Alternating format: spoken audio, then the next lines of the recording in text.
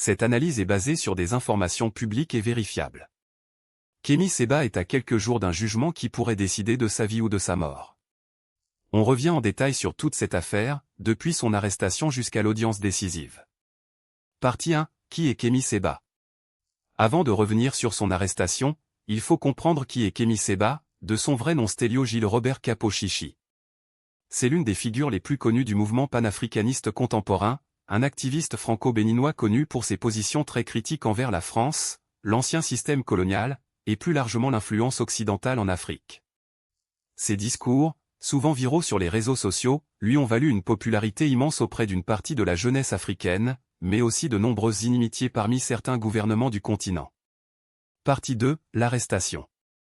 Le 13 avril 2026, Kémy Séba est arrêté à Pretoria, en Afrique du Sud, alors qu'il tentait de quitter le pays de manière irrégulière. Cette arrestation marque le début d'une bataille juridique et diplomatique qui va durer plusieurs mois, et qui continue de tenir en haleine tout le milieu panafricaniste.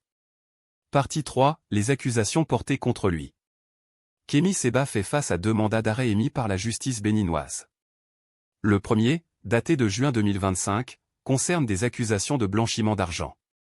Le second, émis en décembre 2025, porte sur des accusations d'apologie de crimes et d'incitation à la haine et à la violence. Plus grave encore, il est également soupçonné d'avoir soutenu une tentative de coup d'État survenue en décembre 2025 au Bénin. 3 dossiers distincts, qui pèsent lourd dans la procédure d'extradition en cours. Partie 4. La procédure d'extradition, étape par étape. Après son arrestation, la procédure judiciaire sud-africaine suit son cours. Le 22 mai 2026, à l'issue d'une audience, l'extradition de Kémy Séba vers le Bénin est officiellement enclenchée. Il doit ensuite comparaître le 8 juin pour une question liée à son statut migratoire, avant qu'une audience d'extradition proprement dite soit fixée au 14 juillet.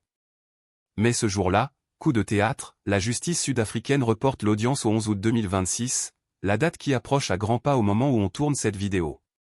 Partie 5. Kémy Séba dit craindre pour sa vie. Face à cette procédure, la défense de Kémy Séba adopte une ligne très claire.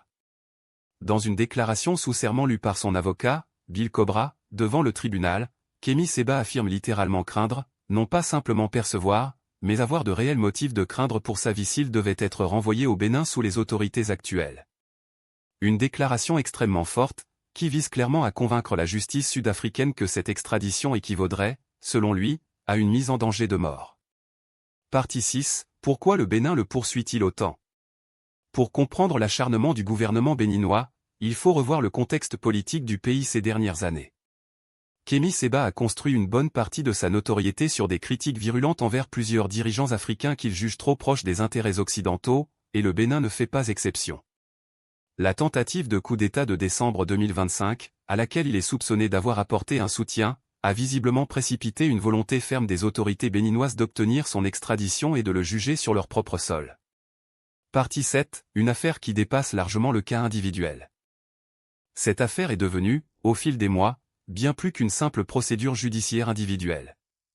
Elle s'est transformée en symbole pour tout le mouvement panafricaniste, qui y voit une tentative de faire taire, par la voie judiciaire, l'une de ses voix les plus influentes. À l'inverse, pour ses détracteurs et pour le gouvernement béninois, il s'agit simplement de faire appliquer la justice face à des accusations graves et documentées, indépendamment de la popularité de l'accusé.